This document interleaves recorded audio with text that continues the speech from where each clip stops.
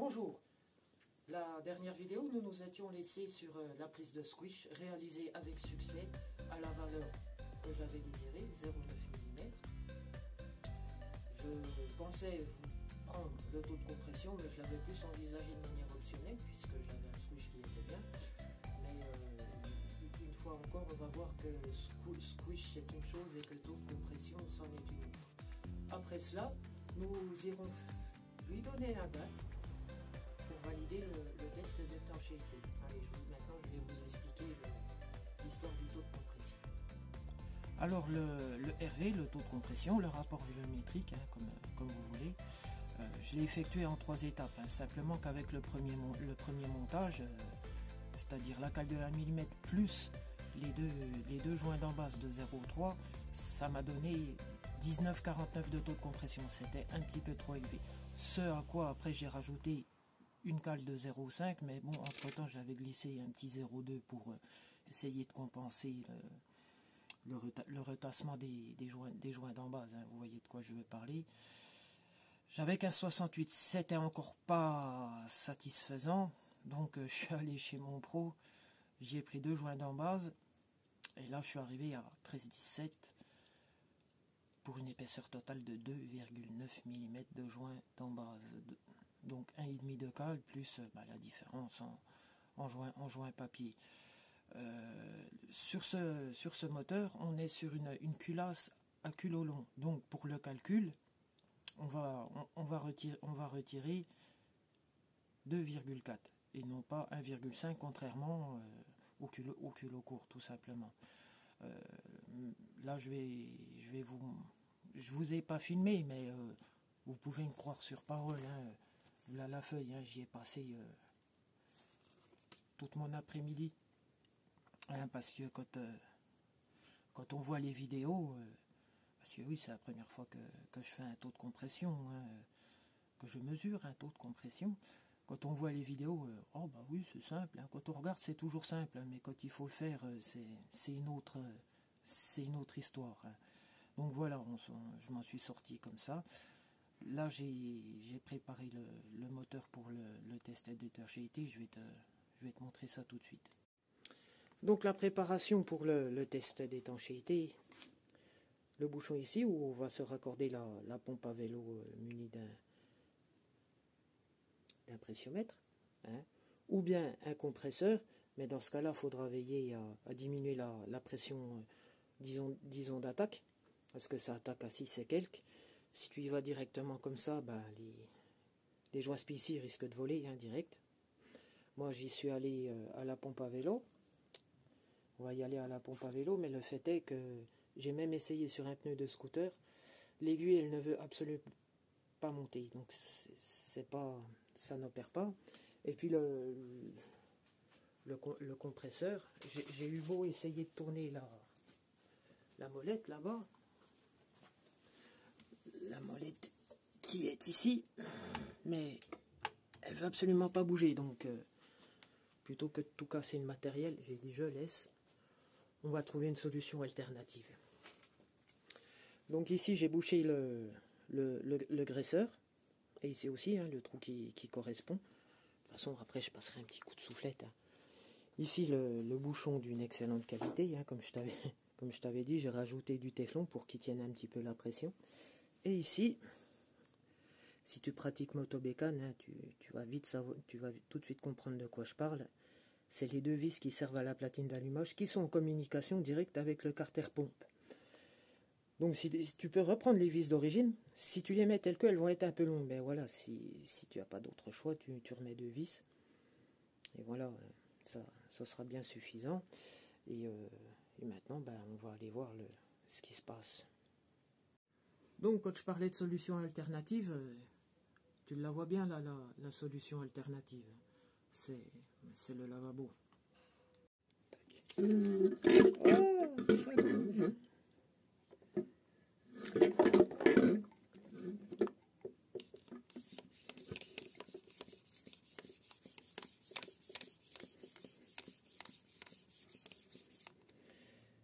Donc là on n'a pas de bulle.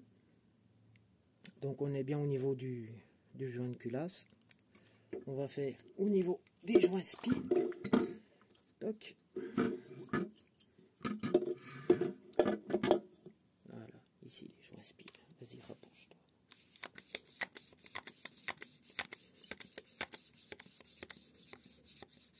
Pareil, pas de bulle, nickel. L'autre côté.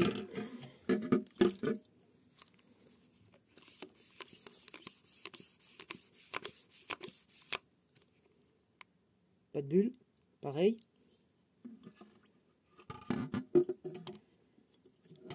Là, normalement, on va avoir un peu de bulle parce que le bouchon en impression 3D, il n'est pas étanche. Ah bah si, on en a. Bah du coup, bah c'est bon. Pas de problème. Donc le truc est parfaitement étanche et là, on va débouchonner.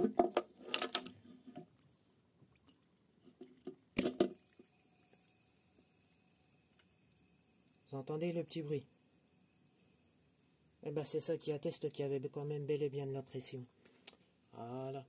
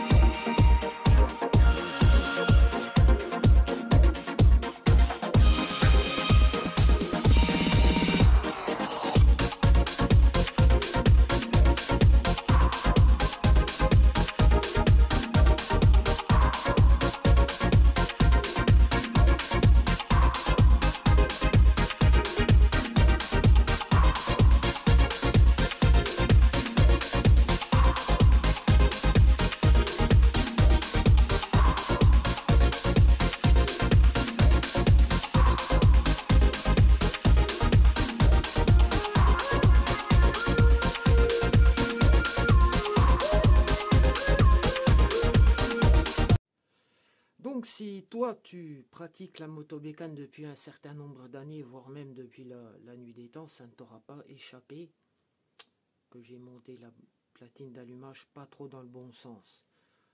En remontant le volant, je l'ai eu comme ça. C'est le premier motobécane que je fais, je l'ai eu comme ça marchait comme ça. Et là en remontant, j'entendais que ça grattait dans le volant magnétique.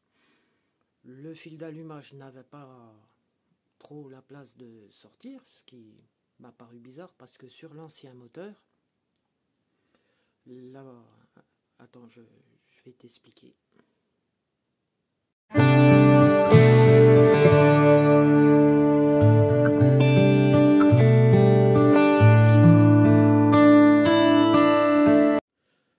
Alors j'ai récupéré la platine d'allumage de la Dakota donneuse sur laquelle j'ai déjà prélevé pas mal de pièces, hein, notamment la fourche. Et là, on arrive au moment où on va voir si cette platine fonctionne. Ça m'arrangerait bien.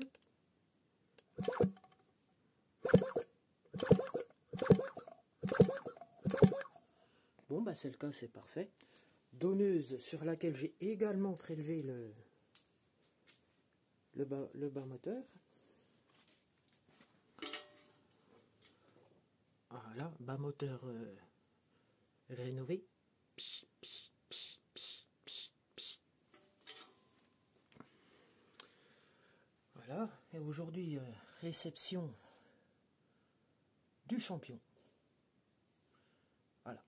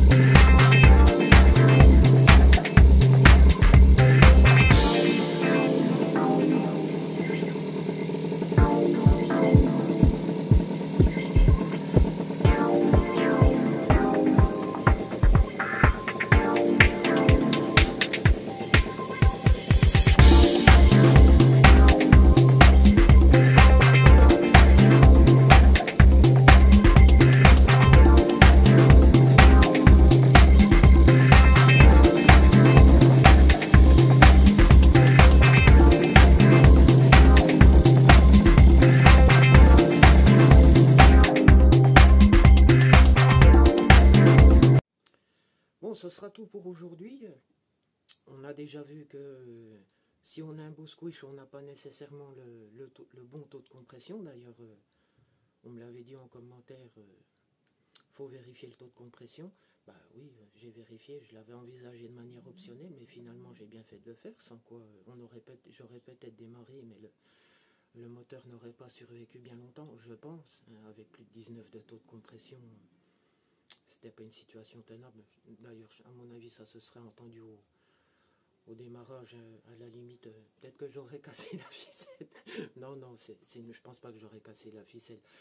Moi, de mon côté, bah, il me restera le variateur à monter, le ressort moteur qui ne restera pas d'origine, et puis mettre un coupe-contact. Enfin, vous savez ce que c'est les mobilettes, hein. Il y a toujours quelque chose à monter, à améliorer, et ainsi de suite. Sur ce, je vous remercie d'avoir suivi, et puis ciao ciao.